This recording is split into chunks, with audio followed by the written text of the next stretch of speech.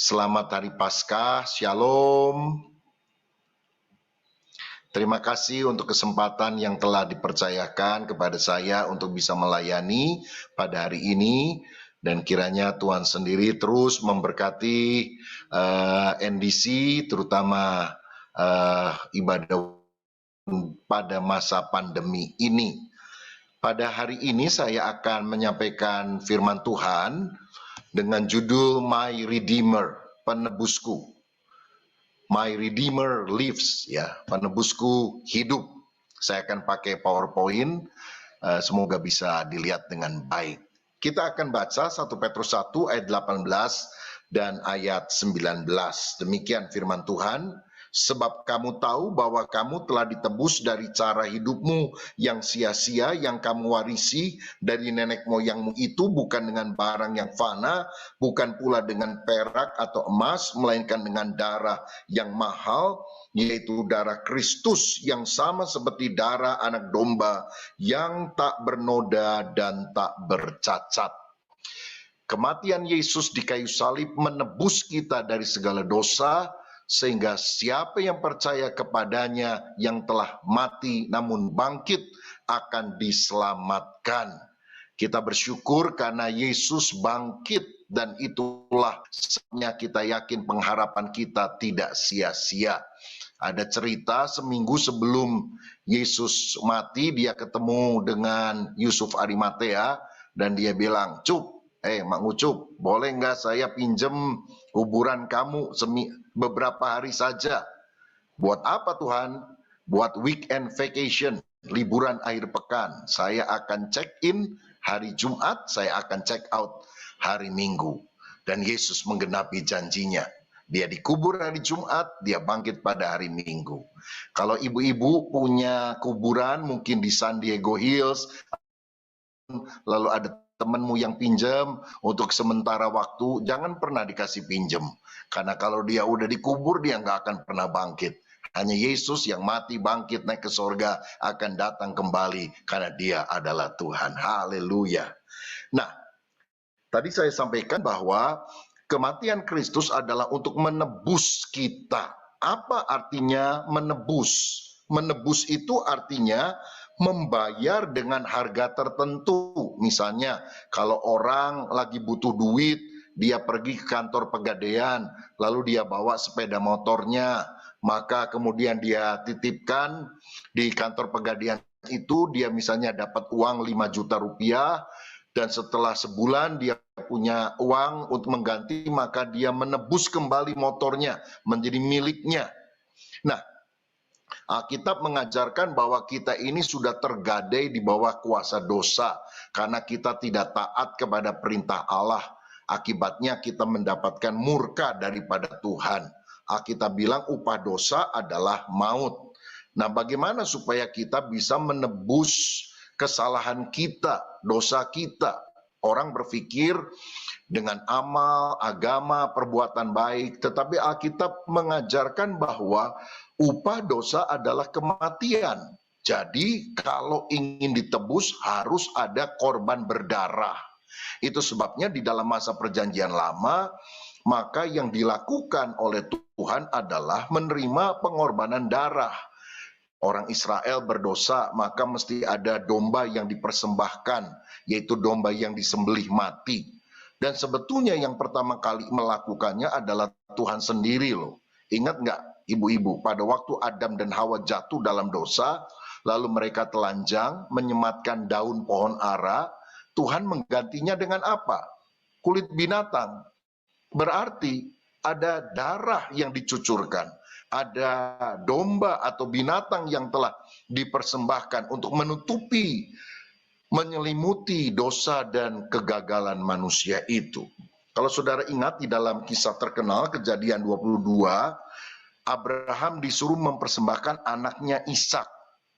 Dan kemudian Abraham taat walaupun hatinya hancur, dan ketika dia mengambil pisau untuk menancapkannya ke tubuh Ishak, Tuhan kemudian berkata, "Jangan engkau bunuh anakmu Abraham, sebab sekarang aku sudah tahu engkau lebih mengasihi aku daripada yang lain." Lalu di ayat 13 dikatakan, lalu Abraham menoleh dan melihat seekor domba jantan di belakangnya yang tanduknya tersangkut dalam belukar.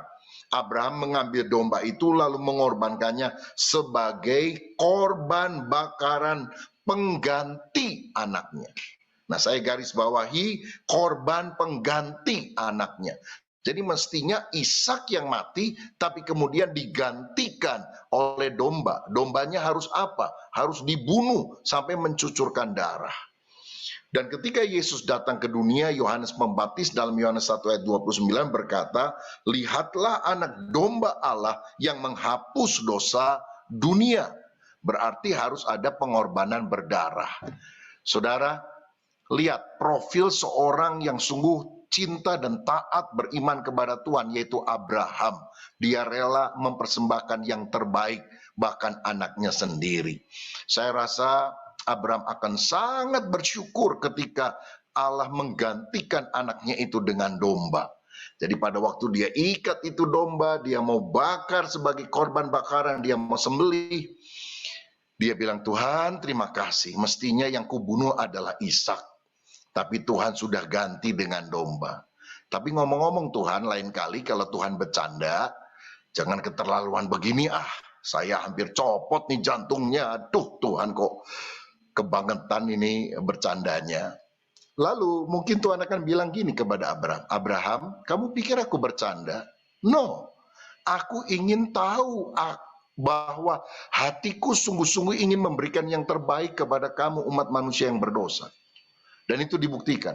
Karena satu kali waktu anak domba Allah, Yesus Kristus, harus mati di kayu salib, tidak ada anak domba pengganti. Yesus yang harus mati di sana. Ishak masih ada penggantinya, yaitu anak domba. Tapi Yesus, Bapa nggak punya pengganti yang lain karena dialah satu-satunya yang harus mati di salib. Ada yang mengajarkan, kalau orang berbuat baik, dengan agama apapun dia bisa masuk sorga. Saya mau katakan, kalau ada jalan lain, Yesus tidak perlu mati di kayu salib. Kenapa Yesus perlu mati di kayu salib? No other way. Tidak ada jalan lain. Karena itulah satu-satunya yang harus dilakukan, pengorbanan berdarah.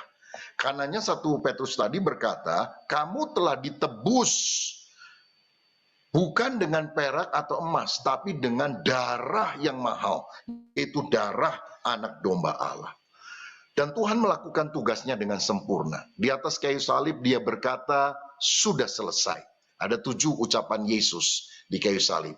Tapi salah satunya adalah, it finished, sudah selesai. Dalam bahasa Yunani, itu ditulis dengan kata tetelestai.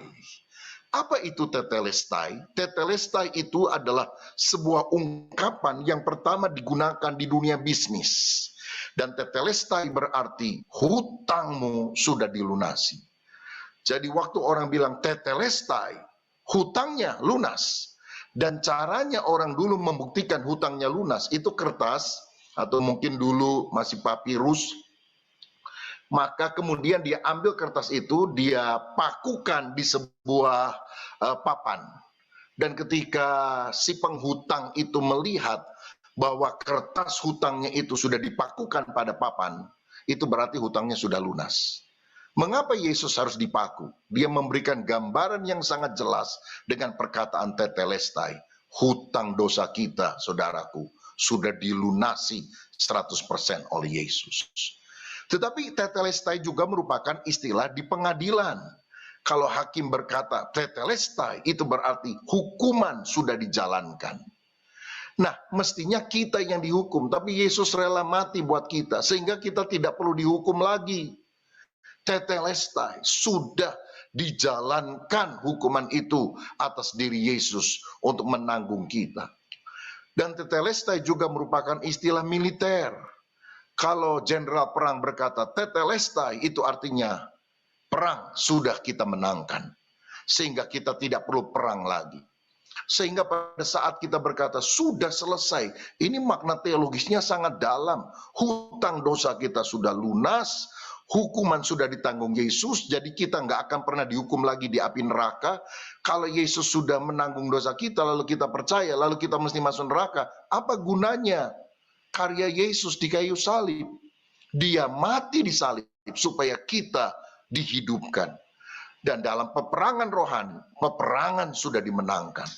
Ini tercakup dalam satu kata singkat, tetelestai. Betapa luar biasanya karya Tuhan itu. Kalau kita lihat gambar berikut ini, redemption, penebusan, itu mencakup 3 hal. Justification, pembenaran, sanctification, pengudusan, dan yang ketiga glorification atau pemuliaan. Saudara, pembenaran itu adalah keselamatan yang Tuhan telah kerjakan pada waktu lampau. Pada waktu Yesus mati di kayu salib, dan kemudian hari kita percaya kepada karya salib Kristus. Maka pada saat itu kita sudah diselamatkan. Dari apa? Dari hukuman dosa. Tidak akan ada lagi penghukuman di api neraka bagi setiap orang yang percaya kepada Yesus. Nah, lalu yang kedua, redemption, penebusan juga mencakup pengudusan. Itulah keselamatan pada waktu kini sedang terjadi, yaitu kita sedang diselamatkan dari kuasa dosa. Kita tidak dihukum, tidak akan dihukum lagi masuk neraka kalau kita percaya Yesus. Tapi kuasa dosa itu masih berusaha menguasai kita. Masih ada perseteruan antara manusia lama dan manusia baru, adalah antara keinginan roh dan keinginan daging. Dan kita benar-benar harus taat kepada kehendak Tuhan, supaya kita bukan hanya dibenarkan, sudah diselamatkan, tapi juga dikuduskan, sedang diselamatkan. Dan nanti pada akhirnya, pada waktu Yesus datang, kita akan mengalami pemuliaan, glorification. Pada waktu yang akan datang, ini keselamatan kelak, di mana kita akan diselamatkan dari adanya dosa atau dari kehadiran dosa. Sebab nanti di sorga tidak akan ada dosa. Dan kita semua akan disempurnakan, mengalami perfection di dalam kerajaan sorga. Jadi saudara, pada waktu kita merayakan Jumat Agung Paskah, bukan cuma haleluya, Yesus bangkit, wanita datang ke kubur, melihat kubur Yesus terbuka, tapi dimensinya sangat luar biasa loh. Yang setan sendiri nggak ngerti, jadi dia pikir dia sudah menang, padahal dia kalah total. Karena di kayu salib, Tuhan melakukan pembenaran bagi kita, pengudusan, dan kemudian dia akan melakukan pemuliaan bagi kita yang percaya kepadanya. Nah, sekarang kita akan lihat secara lebih jauh 3 aspek tadi. Yang pertama, saya bicara soal justification, pembenaran. Kita ini dibenarkan, justified. Galatia 2 ayat 16 berkata, kamu tahu bahwa tidak seorang pun yang dibenarkan oleh karena melakukan hukum Taurat, tetapi hanya oleh karena iman dalam Kristus Yesus. Sebab itu kami pun telah percaya kepada Kristus Yesus, supaya kami dibenarkan oleh karena iman dalam Kristus, dan bukan oleh karena melakukan hukum Taurat. Sebab tidak ada seorang pun yang dibenarkan oleh karena melakukan hukum Taurat. Kenapa kita dibenarkan? Karena kita melakukan perbuatan baik, banyak amal, menahan-nahan dosa. Karena kita melakukan hukum Taurat, Alkitab tadi dengan jelas bilang tidak sama sekali. Kita hanya dibenarkan karena iman, justification by faith. Apa itu dibenarkan? Dibenarkan artinya secara hukum kita dianggap tidak pernah bersalah. Dan ini terjadi karena kita berada in Christ, di dalam Kristus. Jadi setiap kali Bapak melihat kita, dia melihatnya itu di dalam Kristus. Dan kalau dia melihat kita dari kacamata atau melalui Kristus, kita selalu ditemukan sebagai orang benar. Saudara, karena itu kita tidak boleh keluar dari iman kepada Kristus. Sebab orang yang keluar dari Kristus, itu di hadapan Allah, itu semua orang berdosa yang patut binasa. Tapi begitu kita berlindung, ya, terhisap di dalam Kristus karena percaya kepadanya, kita dianggap benar. Karena kebenaran Adam yang kedua, yaitu Kristus, itu membenarkan semua orang yang percaya kepadanya. Akibatnya apa? Tidak akan dihukum. Roma 8 ayat 1 tadi berkata, tidak akan ada lagi penghukuman bagi mereka yang ada dalam Kristus. Saudara yang sudah beriman kepada Yesus, walaupun kita belum sempurna, kalau kita percaya, kita tidak akan pernah masuk neraka. Amin, saudara. Kita percaya kepada Kristus yang sudah mati di salib. Lah, kalau Yesus mati untuk menebus dosa kita, lalu kita mesti dihukum mati lagi masuk neraka. Apa gunanya karya Kristus yang kita imani itu? Jadi tidak akan ada penghukuman lagi. Oh, ini anugerah Tuhan yang besar, yang luar biasa, yang seharusnya tidak boleh membuat kita selalu bimbang akan keselamatan, karena kita pasti tidak akan binasa sampai selama-lamanya. Karena pada saat kita percaya Yesus, kita bukan lagi orang berdosa. Kita ini sudah orang benar. Walaupun kadang-kadang kita masih belum benar nih hidup nih. Tapi status kita di hadapan Tuhan, kita sudah orang benar. Bahkan kita dijadikan anak Allah. Yohanes 1 ayat 12, siapa yang percaya tidak binasa, akan memperoleh kuasa untuk menjadi anak-anak Allah. Saudara, seorang hakim yang menyatakan terdakwa itu benar adalah satu hal. Tapi seorang hakim yang kemudian setelah berkata, kamu tidak salah, kamu benar, dan setelah itu aku akan menjadikan kamu sebagai anakku yang berhak mewarisi segala hal yang aku miliki, itu adalah hal yang sangat berbeda. Nggak ada hakim yang setelah menjatuhkan vonis, kamu bebas, kamu tidak salah, lalu melanjutkan, setelah ini aku jadikan kamu anakku. Hanya Allah Bapa, hakim di atas segala hakim, yang melakukannya bagi kita orang berdosa. Oh, betapa luar biasanya Bapa itu, saudara. Ya, dia bukan hanya membenarkan kita, menjadikan kita anaknya, mendapatkan waris sorgawi. Bahkan kita ini punya relasi yang akrab. Hanya satu-satunya kepercayaan yang bisa menyebut Allah itu sebagai Bapa, yaitu yang berada di dalam Kristus. Saudara-saudara, jadi mari kita percaya kita ini orang benar, kita bukan lagi orang berdosa. Jadi kalau doa jangan lagi, oh Tuhan saya orang berdosa, hidup saya nggak layak. Ya memang kita orang berdosa, kita nggak layak. Tapi sudah dibenarkan, sudah dilayakkan. Saya mau katakan ini, harus bedakan antara apa yang Tuhan katakan dan apa yang kita katakan. Saudara-saudara, what does God say about me? Itu yang penting.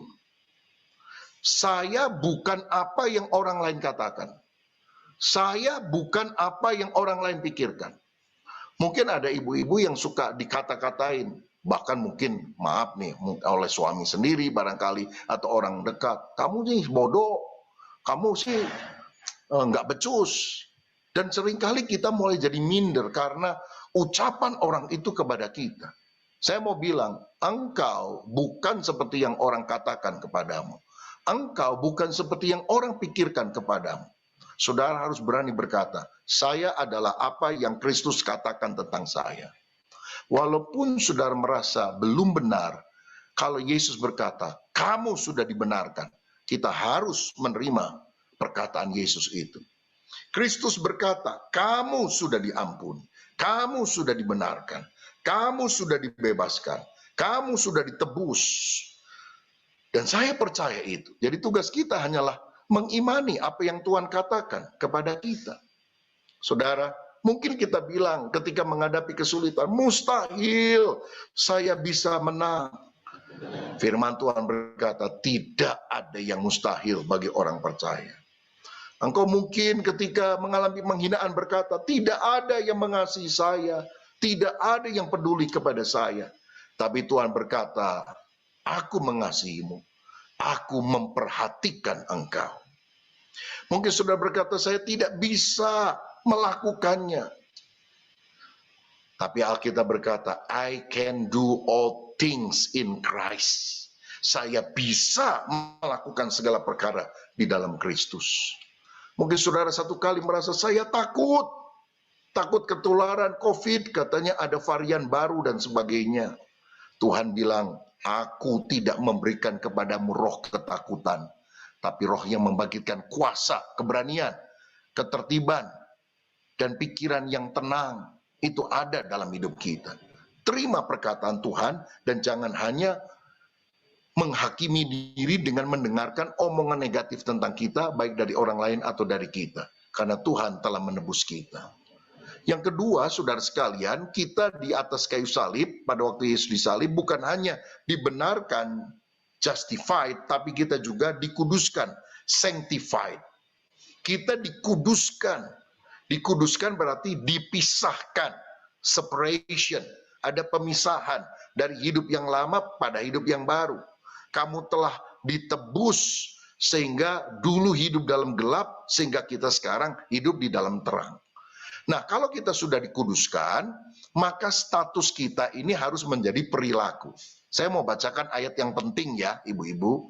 Nanti boleh dilihat di kitab masing-masing. 1 Korintus 1 ayat 2. Paulus bersurat kepada jemaat Korintus. Kepada jemaat Allah di Korintus, yaitu mereka yang dikuduskan dalam Kristus Yesus. Dan yang dipanggil menjadi orang-orang kudus. Jadi jemaat Korintus itu sudah dikuduskan, tetapi masih dipanggil menjadi orang kudus. Jadi Paulus ketika menyapa jemaat Korintus, dia menyapanya sebagai the saint, orang-orang kudus. Santo atau santa itu menurut Alkitab bukan orang yang sudah mati lalu mendapatkan gelar itu. Tapi the saint, santo atau santa, itu seharusnya diberikan kepada orang-orang yang masih hidup, kepada saya dan saudara.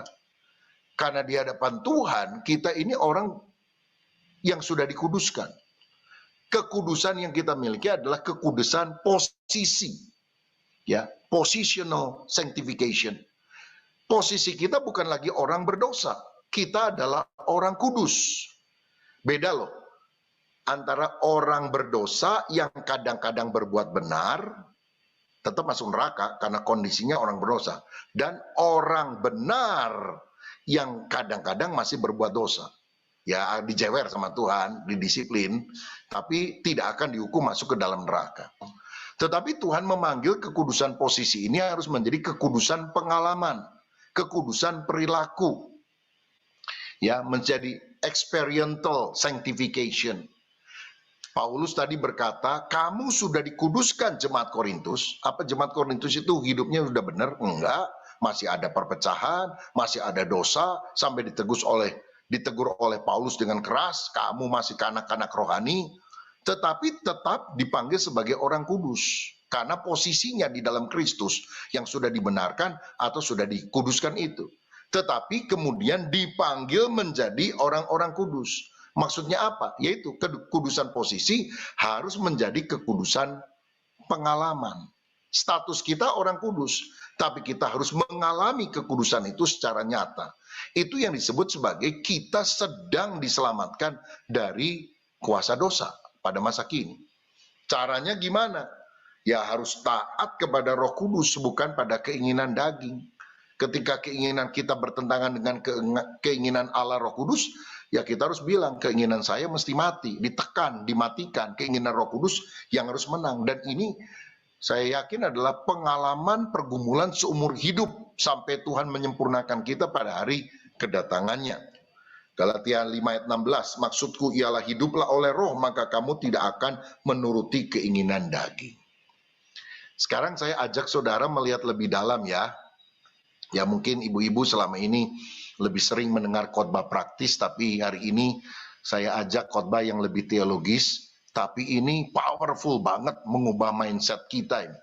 Ya, apa bedanya justification, sanctification, dan nanti kemudian glorification?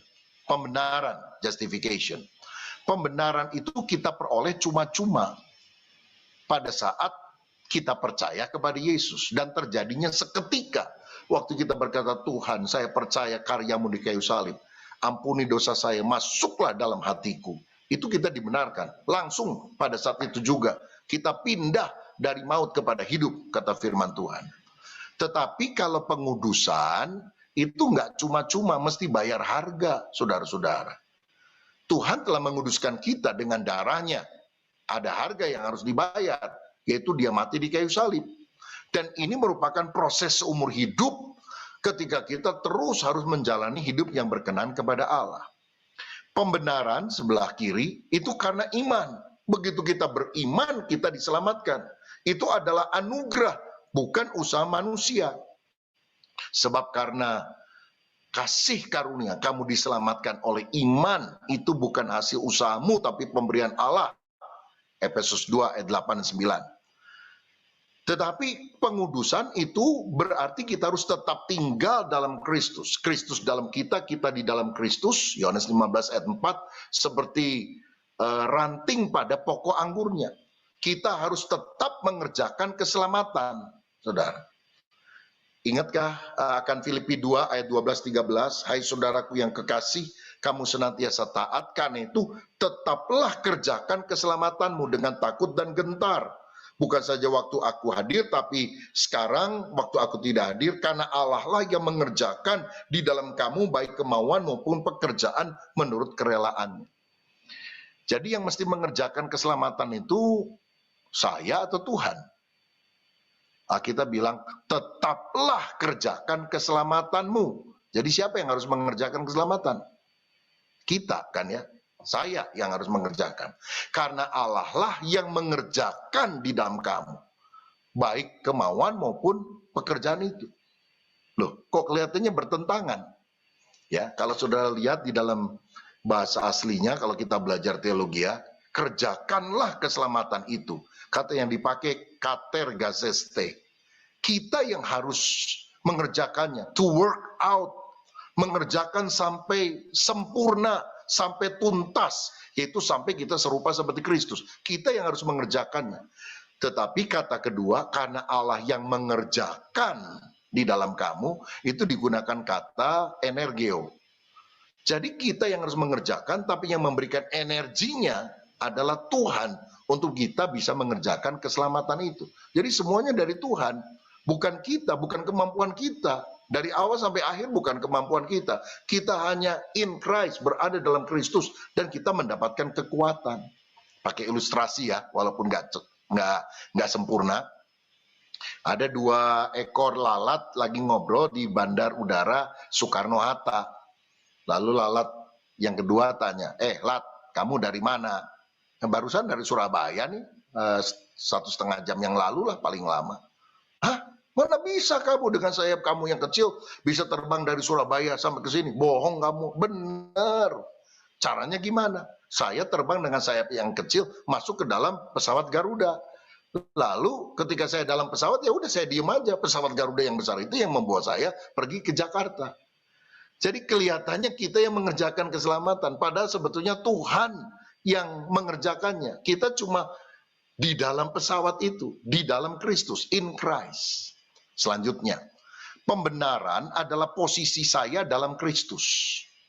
Tetapi pengudusan adalah pertumbuhan rohani saya. Pembenaran adalah karya Allah bagi saya, membenarkan saya. Tetapi pengudusan adalah karya Allah di dalam saya, di mana saya harus taat kepada segala perintahnya. Pembenaran adalah komitmen Allah bagi saya. Karena dia mati, dia berkomitmen menebus kita. Kita menjadi orang yang diselamatkan. Tetapi pengudusan adalah komitmen saya kepada Allah. Pembenaran adalah kita percaya pada perkataan Allah. Walaupun saya merasa masih belum benar nih, tapi Tuhan bilang, kamu orang benar. Ya udah, saya percaya pada perkataan Allah. Tapi pengudusan adalah bukan hanya percaya pada perkataan Allah, kita harus mentaati perkataan Allah. Yaitu mematikan manusia lama, menghidupkan manusia baru. Ketika kita taat, maka kita dikuduskan, bukan cuma dibenarkan. Saudara-saudara, baru kemudian nanti langkah berikutnya adalah pemuliaan. Saya jelaskan ini dulu supaya ibu-ibu juga mengerti lebih dalam. Kehidupan manusia itu punya 4 tingkatan moral yang berbeda. Pertama, bisa berdosa, kedua tidak bisa tidak berdosa, ketiga bisa tidak berdosa, yang keempat tidak bisa berdosa. Bedanya di mana? Saya mau jelaskan. Sebelum Adam jatuh ke dalam dosa, dia kan sempurna. Dia kan kudus, tapi kesempurnaan itu belum teruji. Dan ternyata ketika diuji, memang dia jatuh di dalam dosa. Karena kondisi Adam, walaupun dia sempurna, tapi kondisi satu, bisa berdosa. Jadi kondisi orang, kondisi Adam dan Hawa sebelum jatuh dalam dosa adalah bisa berdosa. Ternyata dia jatuh bisa tidak dosa. Mau berbuat gimana pun baiknya tidak bisa tidak berdosa, pasti jatuh dalam dosa. Ini juga mencakup semua orang keturunan Adam yang tidak percaya Yesus, yang tidak lahir baru. Mau nahan-nahan dosa juga tidak bisa tidak berdosa. Tapi ada pengharapan yang ketiga, kita bisa tidak berdosa. Kapan? Bila kita lahir baru dan selalu taat pada perintah Roh Kudus. Percaya nggak saudara? Kita ini bisa nggak berdosa kalau kita sudah lahir baru dan setiap hari taat pada pimpinan Roh Kudus. Percaya bahwa kita bisa tidak berdosa?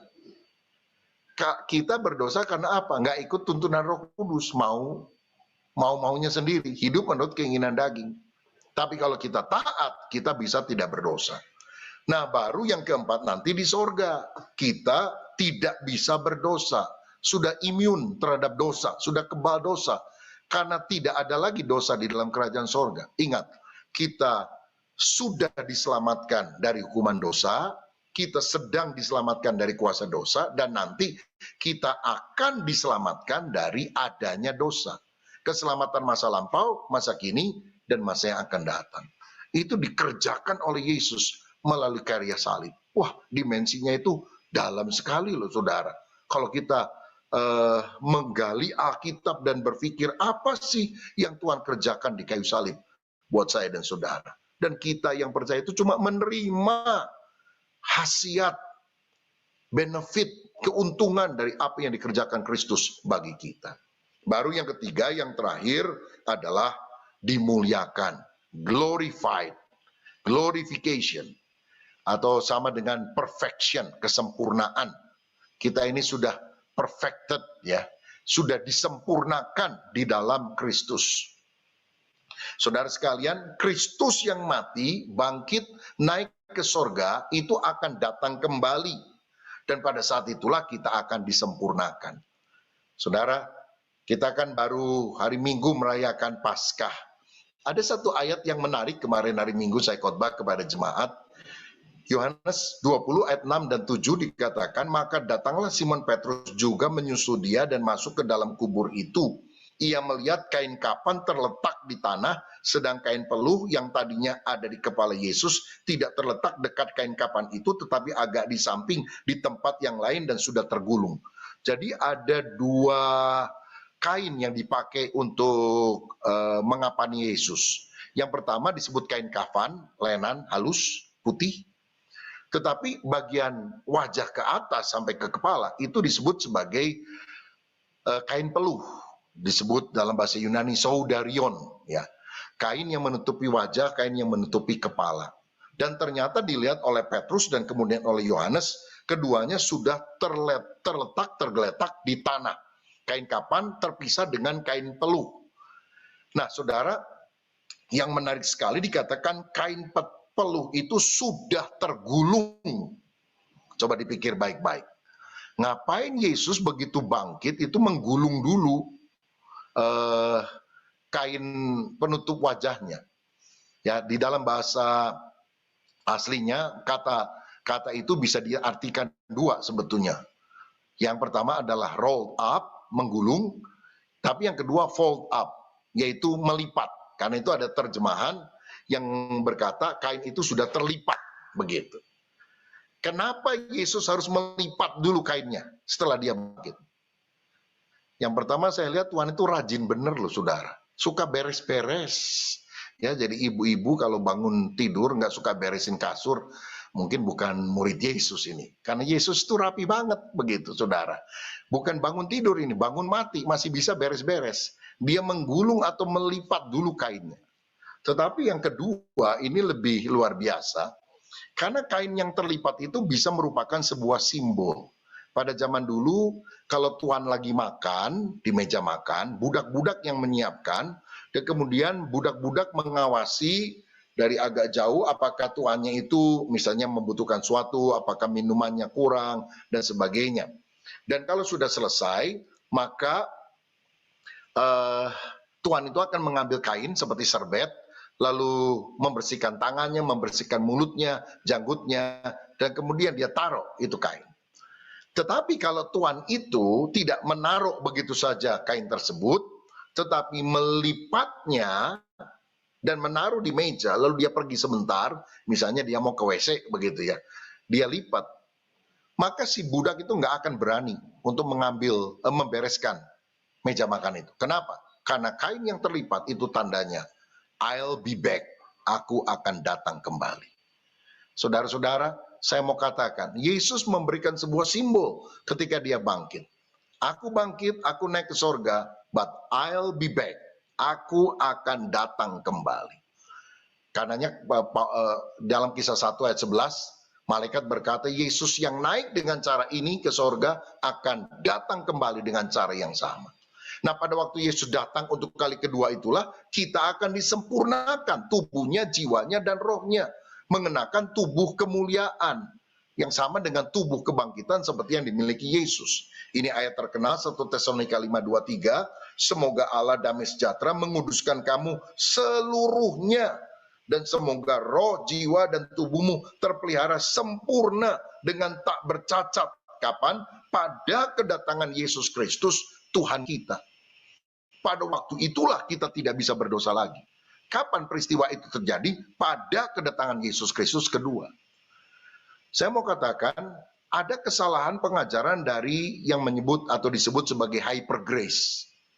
Kesalahan utamanya apa? Mereka mengatakan bahwa justification, sanctification, glorification itu sudah terjadi di atas kayu salib. Tetapi kita melihat ajaran Alkitab, justification, sanctification, glorification adalah sebuah proses yang dimulai ketika kita percaya kepada Yesus yang tersalib dan akan disempurnakan pada waktu Yesus datang untuk kali kedua. Apa sebabnya Alkitab berkata kamu akan dikuduskan seluruhnya, sempurna, yaitu ketika kita mengenakan tubuh kemuliaan. Kan tubuh kita belum mulia nih, tubuh kita masih bisa mati. Karena itu keselamatan kita belum mencapai klimaks kesempurnaan. Klimaksnya itu waktu Tuhan mengubah tubuh kita menjadi tubuh kebangkitan, tubuh kemuliaan. Nah itu baru sempurna. Justification, glorification, dan juga sanctification. Kita tidak mungkin berdosa lagi pada waktu Yesus datang untuk kali kedua. Yaitu kapan? Tidak lama lagi, dia akan segera datang dan mengangkat kita ke sorga. Wahyu 5 ayat 10 berkata, dan engkau telah membuat mereka menjadi suatu kerajaan dan menjadi imam-imam bagi Allah kita, dan mereka akan memerintah sebagai raja di bumi. Kita dijadikan apa oleh Tuhan? Imamat yang rajani. Imam itu tugasnya melayani Allah, dan raja itu tugasnya memerintah bersama dengan Kristus selamanya di bumi yang baru. Di sorga yang kemudian akan turun ke bumi yang baru. Luar biasa ya, dalam kekekalan kita bukan cuma ditebus, nggak dihukum, dikuduskan, tapi nanti saudara kita akan melayani Tuhan selama-lamanya. Kita akan memerintah sebagai raja selama-lamanya bersama dengan Kristus. Melayani bukan cuma nyanyi-nyanyi doang loh. Nanti sorga itu dimensinya luar biasa. Di sorga masih ada pekerjaan. Ya, karena melayani itu bukan cuma pergi ke gereja. Seorang ibu rumah tangga yang memasak untuk keluarganya itu sama dengan melayani Tuhan kan? Seorang bapak yang bekerja banting tulas peras keringat untuk menghidupi keluarganya itu juga kan melayani Tuhan kan? Memuliakan Tuhan kan? Jadi apapun yang kita lakukan untuk kemuliaan nama Tuhan, itu juga kita bisa lakukan di dalam kerajaan sorga. Melayani Tuhan dan memberita bersama dengan dia. Baik, sebagai akhir konklusi, maka saya akan menyebutkan 3 hal ini. Pertama, di atas kayu salib, 3 karya agung Allah ini kita terima melalui apa yang Yesus lakukan. Pertama, karya Allah bagi kita itu adalah pembenaran. Pada saat kita percaya kepada Yesus, pada saat kita lahir baru, karena anugerahnya kita sudah dibenarkan. Saya mau katakan sekali lagi, engkau bukan orang berdosa, engkau orang benar. Siapa yang bilang Tuhan Yesus? Kalau temanmu bilang apa? Kamu masih berdosa. Diri kita bilang apa? Kamu masih banyak dosa. Tapi Tuhan bilang kamu sudah dibenarkan. Karena engkau in Christ, berada di dalam aku. Yang kedua, yaitu karya Allah di dalam kita, pengudusan. kita terus prosesnya sedang diarahkan menjadi serupa seperti Kristus. Karakter kita makin dibentuk serupa seperti Kristus. Saudara sekalian, dan siapa yang paling bagus untuk mengasah karakter kita? Orang jauh apa orang dekat? Ya orang dekat. Pasangan kita sendiri itulah yang paling bagus untuk mengasah karakter kita. Jadi kalau lagi beda pendapat, lagi masalah, lagi kesel, ingat loh, mereka itu bukan alat setan, dia itu alat Tuhan untuk menguduskan karakter kita seperti Kristus.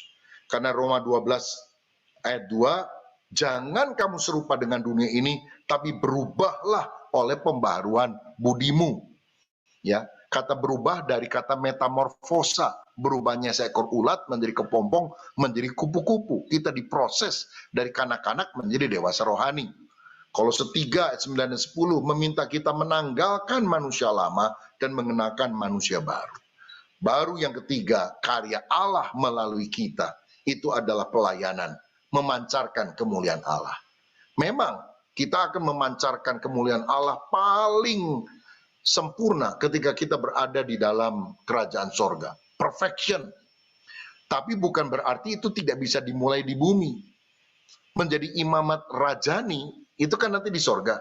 Tapi sudah bisa dimulai di bumi. Melayani Tuhan, memerintah bersama dengan Kristus. Pelayanan terutama adalah apa yang kita bisa lakukan untuk kemuliaan nama Tuhan. Memancarkan kemuliaan Allah di atas bumi. Dan bukan karena kita hebat. 2 Korintus 3 ayat 5 berkata, dengan diri kami sendiri, kami tidak sanggup untuk memperhitungkan sesuatu seolah-olah pekerjaan kami sendiri. Tidak, kesanggupan kami adalah pekerjaan Allah. Jadi kalau kita dipakai Tuhan, melayani Tuhan, jangan bilang, oh saya kan bisa, yang lain nggak bisa. Yang lain bilang, emang cuma kamu yang bisa, saya juga bisa. Ingat, pekerjaan kita ini, pelayanan kita itu adalah pekerjaan Tuhan. Jadi izinkan Tuhan bekerja di dalam kita dan bekerja melalui kita. Dan saya mau katakan sebetulnya Allah hanya bisa bekerja melalui saudara kalau dia pertama-tama bekerja di dalam hidupmu. Sehingga pelayanan itu mestinya buah daripada pertumbuhan rohani. Kalau rohani belum sungguh-sungguh tumbuh, apalagi belum mengalami pembenaran karya Allah bagi kita, nggak usah pelayanan, saudara. Karena pelayanan itu hanya muncul setelah kita tumbuh dewasa di dalam Kristus. Kalau enggak, pelayanannya cuma pelayanan daging, menyenangkan manusia tapi tidak berkenan kepada Tuhan. Tuhan, aku sudah bernubuat mengusir setan, ini itu dan sebagainya. Tuhan bilang, enggak, aku enggak kenal kamu. Karena apa? Karya Allah, 3 karya agung Allah ini harus dilakukan. Karya Allah bagi kita mesti dibenarkan dulu, karya Allah di dalam kita dikuduskan, baru kemudian karya Allah melalui kita, pelayanan, sampai kita akan mengalami kemuliaan Allah hingga selama-lamanya. Ini doa saya, bahwa apa yang sudah dikerjakan oleh Kristus dengan begitu luar biasa, kita menghayatinya, karena ini akan mengubah wawasan kita, mengubah pola pikir dan cara bicara kita, mengubah sikap hati kita. Jangan sia-siakan karya Yesus yang begitu luar biasa, dengan berkata-kata negatif tentang diri kita, tidak mempercayai keselamatan yang Tuhan berikan. Dia sudah memberikan segalanya. He gave his life. What more could he give? Dia sudah memberikan nyawanya, segalanya. Apalagi yang harus dia lakukan? Karena itu mari kita mengimani karya Allah bagi kita. Mari kita berdoa bersama-sama. Ya Roh Kudus, kiranya Engkau akan mengurapi kami semua, sehingga kami bisa mengerti rancangan-Mu yang luar biasa. Dan biarlah Tuhan, kebenaran firman Tuhan ini sungguh-sungguh ada di dalam hidup kami. Kami yang sudah diselamatkan, sekarang kami masih sedang bergumul untuk hidup di dalam kekudusan. Ya Roh Kudus, berikan kami kemenangan untuk selalu kuat di dalam Tuhan dan bisa mengatasi keinginan daging. Dan kami menantikan kedatangan Tuhan. Engkau berkata, I'll be back. Bahkan Engkau berkata, aku datang segera. Biar kami mempersiapkan diri sebagai 5 gadis yang bijaksana. Sehingga pada waktu Engkau datang, kami ditemukan siap sedia. Berkat-Mu atas WBI NDC, berkati Ibu Wiwi sebagai Ibu Gembala, berkati Ibu Ruth sebagai Ketua WBI, Ibu Fangrina juga sebagai wakil, sebagai pengurus, dan juga para pengurus yang lain. Biarlah nama Tuhan dimuliakan dalam nama Yesus. Amin. Terima kasih, Tuhan berkati. Saya kembalikan. Baik, Ibu-Ibu. Nah, sekarang kita akan memasuki sesi tanya-jawab. Ibu-Ibu boleh mengajukan pertanyaan dengan mengetik di chatroom atau raise hand ya. Saya akan bacakan terlebih dahulu, Pak, pertanyaan yang sudah ada di saya. Begini, Pak Rubin. Penetapan Allah atas keselamatan seseorang itu diawali oleh kedaulatannya atau kemahatauan Allah. Mana yang lebih dahulu? Ya, ini pertanyaan klasik yang sulit dijawab dari sejak dulu, karena ini menimbulkan dua kubu, yaitu kubu Calvinisme dan kubu Arminianisme. Calvinisme berkata bahwa keselamatan itu ditetapkan Allah. Penetapan Allah itu berdasarkan apa? Berdasarkan kedaulatannya. Bahasa sederhana, kedaulatan itu mau-maunya Tuhan. Jadi kalau Tuhan menetapkan si A, ya udah dia selamat. Kalau enggak, ya dia akan masuk neraka. Tetapi Arminian, Yakobus Arminius berkata, penetapan Allah itu berdasarkan kemahatauan Allah. Jadi Tuhan itu kan maha tahu, bahkan sejak dunia belum dijadikan dia tahu bahwa misalnya tanggal 17 Agustus tahun 2020 akan ada ibadah online. Dan pada saat itu ketika mendengar ibadah online, si A yang mendengarnya itu bertobat percaya Yesus. Nah, karena Allah itu maha tahu dari sejak awal, maka dia itu diselamatkan. Faktornya kenapa? Karena kemahatauan Allah. Jadi dua kubu ini akan selalu bertentangan. Penetapan Allah, election, pilihan Allah, karena kedaulatannya atau karena kemahatauannya. Nah, sikap GBI gimana sebetulnya? Nah, kita ini bukan penganut Calvin dan bukan penganut Arminian sebetulnya. Kalau boleh saya bilang, kita ini menganut teologi Alkitabiah. Solusinya gimana? Pada saat seseorang itu dipilih dan ditetapkan Allah untuk selamat, Allah itu menetapkan karena dua faktor tadi. Dia menetapkan karena kedaulatannya, tapi pada saat yang sama dia menetapkan karena kemahatauannya. Bukan mana dulu, kedaulatan atau kemahatauan. Pertanyaan mana dulu itu adalah pertanyaan dari sisi manusia. Karena manusia berada di dalam lingkup waktu. Waktu itu ada masa lalu, masa kini, masa yang akan datang. Nah, Allah itu timeless. Allah tidak ada di dalam waktu. Dia yang menciptakan waktu. Waktu ada di dalam dia. Sehingga bagi Allah ketika dia menetapkan, nggak mana dulu. Dia menetapkan karena kedaulatannya, dia menetapkan karena kemahatauannya. Tapi manusia yang melihat dari bawah, mana dulu ya? Calvin bilang kedaulatannya, Arminian bilang karena kemahatauannya. Tapi kalau kita melihat, ini namanya apa ya? Higher theology, melihat dari atas. Kalau ini kan lower theology, melihat dari sisi manusia. Nah, kalau sudah nggak bisa jawab dari sisi manusia, lihat sisi Allahnya gimana. Allah menetapkan karena kedaulatan plus kemahatauannya, sehingga kita selamat. Mudah-mudahan ini bisa menjawab. Dengan demikian, Pak, berarti Allah itu memilih-milih mana yang akan diselamatkan ya. Tapi secara Tuhan adalah Sang Maha Adil, mengapa ada orang yang dipilih dan tidak dipilih? Dan apa ciri-cirinya bahwa orang itu tidak akan dipilih? Oke, kalau kita baca Efesus pertama dan selanjutnya, kita melihat bahwa pilihan Allah itu, kita selalu berpikir pilihan itu kan pilihan pribadi. Orang ini dipilih, orang itu tidak dipilih ya. Tapi Efesus pasal yang pertama mengatakan begini, sebab ayat 4, sebab di dalam Dia Allah telah memilih kita sebelum dunia dijadikan supaya kita kudus dan tak bercacat di hadapannya. Dalam kasih Ia telah menentukan kita dari semula oleh Yesus Kristus menjadi anaknya sesuai dengan kerelaan kehendaknya dan selanjutnya. Jadi pilihan itu pilihan kelompok.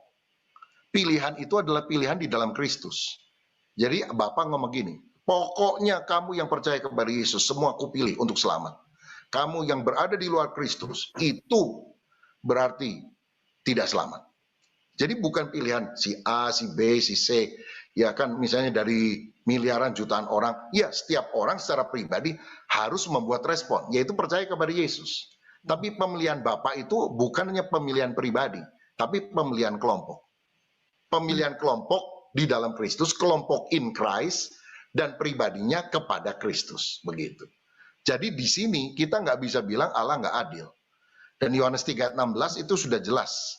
Barang siapa percaya kepadanya tidak binasa, melainkan beroleh hidup yang kekal. Jadi semua orang yang percaya kepada Yesus itu dipilih oleh Allah untuk selamat. Tapi yang menolak Kristus berarti dia tidak berada di dalam keselamatan itu. Demikian. Ya. Itu bagi kita yang hidup setelah Kristus dilahirkan, mati, dan dibangkitkan ya Pak. Ya. Tapi untuk orang-orang pada zaman perjanjian lama, itu apakah juga ada keselamatan? Lewat apa atau siapa atau bagaimana cara mereka mendapatkan keselamatan itu? Baik, ini pertanyaannya mendalam semua ini. Kelihatan sudah dipersiapkan sebelumnya Ibu ya. Tapi ini penting, ini penting. Jadi begini, kita yang percaya kepada Yesus selamat. Tapi gimana orang-orang yang dulu Yesusnya belum lahir? Yesusnya aja belum dia tahu, gimana bisa selamat? Apakah Adam selamat? Apakah Ayub selamat? Apakah Abraham selamat? Apakah Daud selamat? Karena itulah ada teori yang berkata sebelum orang percaya, sebelum Yesus datang, orang itu diselamatkan karena hukum Taurat, yaitu karena perbuatan baik. Kan Yesusnya belum ada. Jadi setelah Yesus datang baru berubah. Orang tidak selamat karena hukum Taurat karena Yesus. Tetapi itu pendapat yang sangat tidak alkitabiah. Dan kalau kita tidak belajar Alkitab, kita akan disesatkan oleh pendeta-pendeta yang mengajarkan hal semacam itu yang rasanya rasional masuk akal tapi tidak alkitabiah. Karena di dalam Kejadian misalnya dikatakan, maka percayalah Abraham kepada Allah dan Allah memperhitungkan itu sebagai kebenaran. Jadi kenapa Abraham diselamatkan? Karena dia percaya kepada Allah. Kepada Allah yang pernah berjanji akan memberikan Mesias, penolong juru selamat untuk menyelamatkan manusia. Kapan Allah berjanji? Sejak manusia jatuh dalam dosa, Kejadian 3, di ayat 15 Tuhan langsung ngomong, keturunanmu akan meremukkan kepala ular, dan ular itu akan meremukkan tumitnya. Jadi ini disebut sebagai proto-evangelium, pra-penginjilan. Sebelum Yesus muncul, dikenali oleh banyak orang, Tuhan sudah ngomong, aku akan mengutus seorang juru selamat yang menghancurkan pekerjaan iblis, tapi iblis itu akan memberikan kesengsaraan yang besar kepada sang juru selamat itu. Kalau kamu percaya kepada dia, maka kamu akan selamat. Lambangnya sangat banyak. Misalnya di dalam padang gurun, ketika orang sakit atau bahkan mati, maka Musa mengambil tongkat tembaga kan. Jadi orang yang melihat yang sakit sehat, yang mati hidup. Itu adalah gambaran kepada Kristus sebetulnya, yang mati di kayu salib. Sehingga apakah Abraham selamat? Ya, karena dia percaya kepada janji Allah. Apakah Daud selamat? Ya, karena dia percaya kepada Allah yang berjanji bahwa Mesiasnya akan datang. Cuma nama Yesusnya dia belum tahu. Kita yang lahir belakangan untung, karena kita tahu, oh ternyata yang selamat itu adalah yang dimaksud juru selamat itu adalah Yesus. Jadi lihat kalau sinetron itu episode 1, 2, 3, 4 atau sudah episode 230 sekian gitu ya. Jadi makin kesini makin ngerti ceritanya. Demikian. Oke. Setelah kita ditebus dengan darah Yesus dan kita hidup di dalam perjanjian baru, tapi kan masih ada PR-PR di perjanjian lama Pak yang kita senantiasa harus membaca di dalam Alkitab. Apakah kita harus juga tetap mentaati hukum di dalam perjanjian lama itu, Pak? Ya, jadi inti daripada hukum di dalam perjanjian lama itu kan hukum Taurat. Dalam perjanjian baru itu hukumnya hukum Kristus, yaitu hukum kasih. Hukum Taurat itu terdiri dari 3 hal. Hukum ibadah, hukum sipil, dan hukum moral. Saya jelaskan ya. Hukum ibadah itu aturan ibadah seperti misalnya mempersembahkan domba caranya mesti gini. Kalau orang miskin burung tekukur, ada korban sembelihan, ada korban bakaran, ada korban macam-macam itu ya, di dalam imamat itu korban ibadah semuanya. Yang rumit begitulah. Nah, ini semuanya sudah dikerjakan oleh Yesus, kan itu kan gambaran. Jadi kita nggak usah lagi mengerjakannya. Orang Islam masih mengerjakan dengan versinya, misalnya pada waktu hari Idul Adha mempersembahkan domba. Kenapa orang Kristen tidak? Karena itu adalah gambaran. Kita percaya sudah digenapi di dalam Yesus. Ini hukum ibadah. Yang kedua, hukum sipil. Hukum sipil itu soal hukum tanah. Jadi orang Yahudi itu nggak boleh menanam pada tahun Sabat misalnya. Kalau mau perang ada aturannya. Kalau misalnya kawin maka mesti cuti, ya diberi cutinya itu 1 tahun. Nah kalau di Indonesia kan cuma 3 bulan tuh cuti melahirkan. Enggak bukan. Cuti melahirkan 3 bulan, tapi cuti kawin cuma beberapa hari ya. Kalau orang Israel cuti kawin itu 1 tahun. Pertanyaannya, apakah kita harus mengikuti hukum sipil? Jawabannya tidak. Kenapa? Karena kita bukan orang Yahudi. Dan orang Yahudi juga sekarang tidak melakukan hukum itu, saudara sekalian. Kalau yang kawin dibayarin sama perusahaannya sampai setahun, ya bangkrut perusahaannya itu. Nah, tapi hukum yang ketiga, the Ten Commandment, hukum moral, itu tetap berlaku. Karena merupakan sifat Allah sendiri. Kan mengatur relasi antara kita dengan Allah, jangan ada ilah lain, jangan membuat patung untuk disembah, jangan menyebut nama Tuhan dengan sia-sia, hormatilah hari Sabat. Ini kan relasi antara kita dengan Tuhan, vertikal. Lalu hukum ke-5, hormatilah ayah dan ibumu, jangan membunuh, jangan berzina, jangan mencuri, jangan menginginkan, jangan berdusta, jangan menginginkan milik sesamamu. Itu adalah hukum vertikal. Dan itu sudah dirangkumkan oleh Yesus, kasihlah Tuhan dan kasihlah sesama. Jadi hukum yang harus dilakukan bukan hukum ibadah, karena itu gambaran Yesus yang mati buat kita. Bukan hukum sipil, ya, tetapi adalah hukum moral, yaitu 10 perintah Tuhan. Itulah yang harus kita lakukan. Dan sekarang ya tinggal itu saja, yang gampang yang dirangkumannya saja, mengasihi Tuhan, mengasihi sesama. Itu yang kita harus kerjakan. Thank you. Ini Pak, ini sekarang masuk ke perjanjian baru Pak, yang di dalam kehidupan kita sehari-hari. Begini Pak, apakah Tuhan itu akan terus-menerus akan mengampuni kita? Padahal kita itu melakukan dosa yang sama dan lagi. Ada kan Pak, orang yang umpamanya seperti LGBT Pak. Mereka ingin terbebas, tapi akan melakukan hal begitu lagi dan begitu lagi. Nah, itu konsekuensinya bagaimana, Pak? Apakah mereka tetap bisa masuk surga? Atau mungkin bukan mereka, kita juga yang akan bila melakukan dosa lagi dan lagi dengan situasi yang sama. Gitu, Pak. Ya, jadi begini. 1 Yohanes 1 ayat 9 berkata, jika kita mengaku dosa, Allah adalah setia dan adil, Dia akan mengampuni segala dosa kita, menyucikan kita dari segala kejahatan. Jadi, apapun dosa yang kita lakukan, ketika kita sudah percaya kepada Yesus, lalu kita minta ampun, maka kita akan diampuni oleh Tuhan. Apakah ada dosa yang tidak diampuni? Jawabannya ada. Dosa apa yang tidak diampuni? Yaitu dosa yang tidak diakui. Dosa yang tidak diakui tidak akan pernah diampuni. Petrus berdosa, mengaku diampuni. Yudas berdosa, tidak mengaku kepada Tuhan, tidak datang kepada Tuhan, tidak diampuni. Nah, jadi pernah ada cerita, Bu, ya. Setan itu datang, ini cerita ya, sama Tuhan protes. Tuhan, itu jemaat WBI NDC itu sering berdosa, jatuh bangun, jatuh bangun, kok diampuni terus Tuhan? Sedangkan aku cuma dosa sekali, kok nggak diampuni? Lalu Tuhan bilang, itu WBI NDC itu walaupun dosa terus-terusan ngaku terus. Diampuni karena darahku cukup membasuh dosa mereka. Lah kamu dosa sekali pernah minta ampun sama aku atau enggak? Oh ya, enggak pernah. Lah karenanya enggak pernah diampuni. Dosa yang tidak diampuni adalah dosa yang tidak diakui. Jadi jangan pernah percaya ada orang bilang gini, aduh saya nggak mungkin diampuni Tuhan, saya udah menghujat Roh Kudus, saya udah bilang bahasa roh dari setan, saya udah ngejek-ngejek, percuma dah doain saya nggak akan diampuni. Tidak betul, karena selama dia mengaku dosa, Tuhan akan mengampuni. Pertanyaannya, adalah gimana kalau orang itu terus-menerus hidup di dalam dosa. Nah, Alkitab kan bilang dalam kitab 1 Yohanes, orang yang lahir dari Allah tidak berbuat dosa lagi. Itu artinya tidak tetap berbuat dosa, ya, tidak terus-menerus hidup di dalam dosa.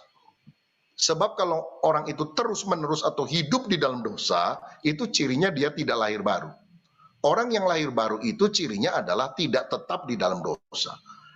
Bisa berdosa, bisa jatuh, tapi dia segera mengaku dosa. Saya kasih ilustrasi supaya lebih gampang juga untuk para ibu yang lain.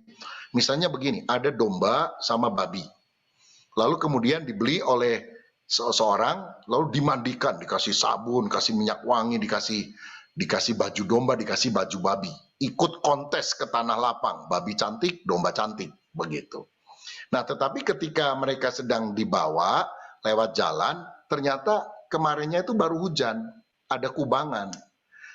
Jadi pada waktu domba itu menginjak kubangan itu, kotor kan bulunya, nangis dia. Aduh, kenapa ya aku sudah bersih, udah harum kok begini. Tapi babi melihat kubangan, gulung-gulung dia di sana. Nah, malah dia senang. Kenapa? Karena dia belum berubah. Nah, kita itu Kristen domba, apa Kristen babi, kira-kira seperti itu. Kalau Kristen babi itu dosanya itu memang karena memang dia belum pernah mengalami perubahan kodrat menjadi manusia baru. Kalau Kristen domba itu adalah memang sudah berubah. Jadi dia bisa berdosa, tapi tidak tetap menerus di dalam dosa. Kalau orang tetap hidup terus-menerus di dalam dosa, itu tandanya memang dia belum lahir baru. Dan jelas dia tidak akan diselamatkan. Jadi bukan keselamatannya hilang ya. Dia nggak diselamatkan, selamat aja belum. Ya, dan dia tidak kehilangan keselamatan karena dia belum pernah diselamatkan. Demikian. Tapi kalau umpamanya begini Pak, dia melakukan dosa, belum sempat untuk minta ampun, terus tiba-tiba meninggal Pak. Itu perhitungannya gimana ya Pak? Begini, bahwa keselamatan kita itu lebih banyak ditentukan oleh karya Kristus dan bukan hanya karena apa yang kita lakukan. Saya ambil contoh lah, ya. Kalau misalnya ada ibu-ibu yang masih punya anak kecil, ya 10 tahun, 11 tahun, suka ngejar layang-layang. Padahal waktu layang-layang itu putus lalu dikejar itu kan takut ditubruk sama mobil dan sebagainya. Lalu marah si ibunya, awas ya, sekali lagi kamu kejar layang-layang, tidak ada maaf bagimu. Mama tidak akan pernah mengampuni kamu. Masih ngejar layang-layang. Waktu dikejar, ditabrak truk, mati itu anak. Nggak sempat minta maaf sama ibunya. Kira-kira diampuni atau tidak diampuni?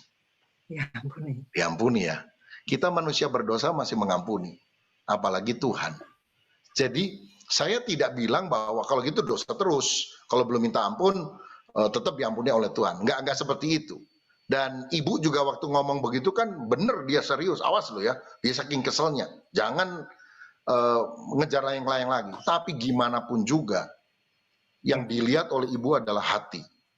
Nah, jadi jangan kita hanya karena masalah aturannya secara legalistik, tapi kita harus melihat kasih karunia di dalam Kristus itu. Ya, Pak, ada nggak sih keselamatan setelah kematian? Misalnya yang terlanjur meninggal, tetapi belum sempat mengenal Yesus. Ya, Ibrani 9 ayat 27 berkata, manusia ditetapkan untuk mati sekali dan setelah itu dihakimi. Setelah mati dihakimi, bukan diinjili ulang. Jadi tidak ada kesempatan keselamatan setelah kematian. Nah, mungkin ada yang bertanya bagaimana dengan pernyataan di dalam surat Petrus bahwa Yesus ketika mati dia turun ke dunia orang mati memberitakan Injil kepada orang-orang pada zaman Nuh. Nah, kita perlu tahu bahwa memberitakan Injil di sana dalam bahasa asli dari kata keruso. Keruso itu artinya to proclaim, not to evangelize. Bukan menginjili supaya orang selamat, tapi memproklamirkan bahwa akulah yang diberitakan oleh Nuh. Dan dalam 2 Petrus 3 itu ya, dikatakan bahwa Nuh itu pemberita kebenaran. Siapa kebenaran? Yesus. Siapa yang diberitakan oleh Nuh? Itu adalah Kristus dalam bayang-bayang. Kan Kristusnya belum datang. Tapi janji tentang Mesias itu sudah ada. Dan jalan untuk keselamatan pada waktu itu dilambangkan melalui percayalah dan masuklah ke dalam bahtera. Kalau sekarang kan in Christ, dalam iman kepada Kristus. Kalau dulu kan secara hurufiah masuk ke dalam bahtera.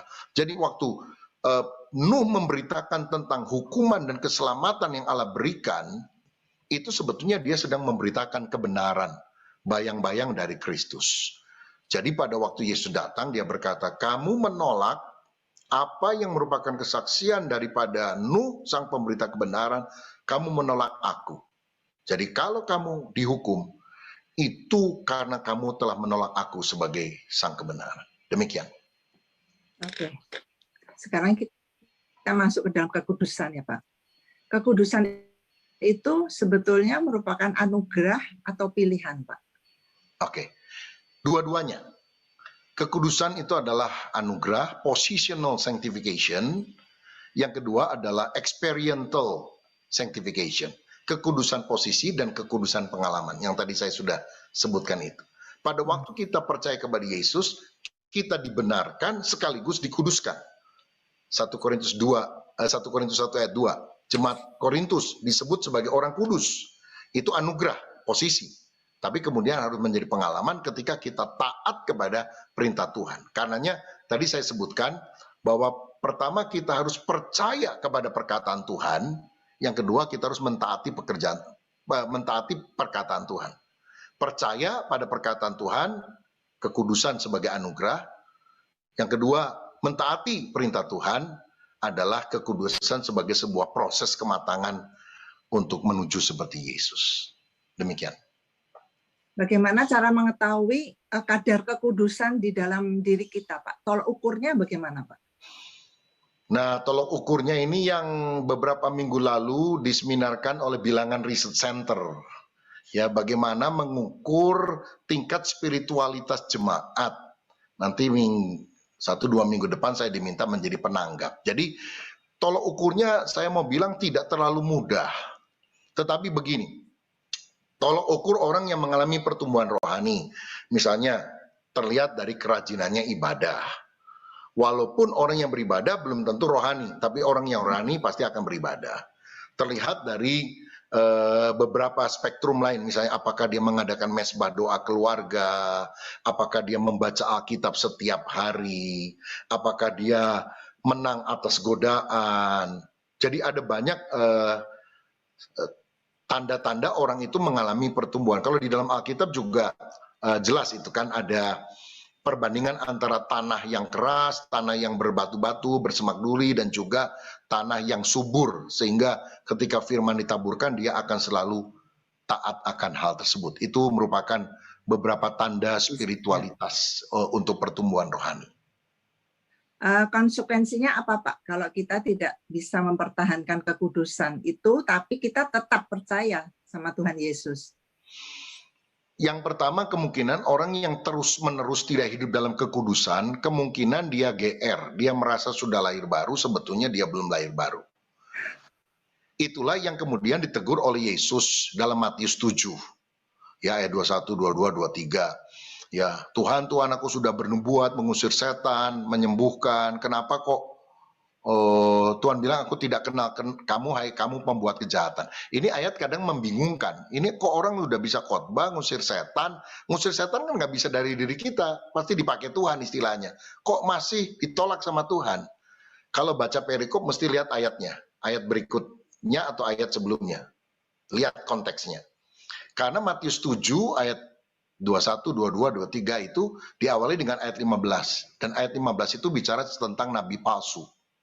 Palsu itu artinya aspal, kelihatannya asli tapi palsu. Jadi kalau orang yang terus-menerus hidup di dalam dosa, kemungkinan dia tidak hidup, tidak lahir baru. Tapi orang yang benar-benar sudah lahir baru, apakah dia bisa hidup di dalam dosa? Jatuh dalam dosa ya, tapi terus-terusan tidak. Tapi apakah ada konsekuensinya? Ya. Ibrani berkata tentang pendisiplinan bapak. Bapak mana yang membiarkan anaknya ketika anaknya bersalah. Jadi ketika dihajar, maka anaknya itu harus bertobat, begitu. Ya, dan jika demikian maka kita harus mengetahui bahwa kita mesti memang terus tumbuh di dalam kekudusan dan kebenaran. Seperti itu, Bu. Amin, Pak. Luar biasa sekali, Pak. Diskusi kita pada pagi hari ini. Terima kasih, Pak, buat pelayanan Pak Rubin yang sangat memberkati kami semua, yang membuka wawasan dan hal-hal yang baru bagi kita semua ya, Pak. Amin. Amin. Bapak berkenan untuk menutup kembali di dalam firman Tuhan tadi, Pak. Berdoa ya. Ya. Bapa Surgawi, terima kasih untuk kesempatan kami bisa belajar firman-Mu dan juga pertanyaan-pertanyaan yang sangat penting, seringkali mengganggu pemikiran dan hati kami, tapi biarlah kami selalu sadar, dalam Alkitab selalu ada jawabannya. Dan biarlah kami makin hari makin cinta Tuhan, makin cinta kepada firman Tuhan. Berkati ibadah NDC ya Tuhan, khususnya ibadah WBI. Hamba berdoa ya Tuhan, biar kemurahan-Mu sehingga dalam waktu yang relatif singkat bisa kembali dilakukan ibadah-ibadah on-site seperti biasanya, bukan hanya ibadah umum tapi juga ibadah wanita dan yang lain, karena pandemi ini bisa segera diatasi oleh anugerah Tuhan. Berkat-Mu atas kami semua, dalam nama Tuhan Yesus Kristus kami berdoa dan mengucap syukur. Haleluya. Amin. Terima Tuhan kasih. Yesus memberkati. Firman-Nya. Terima Thank kasih. you, Pak Rubin.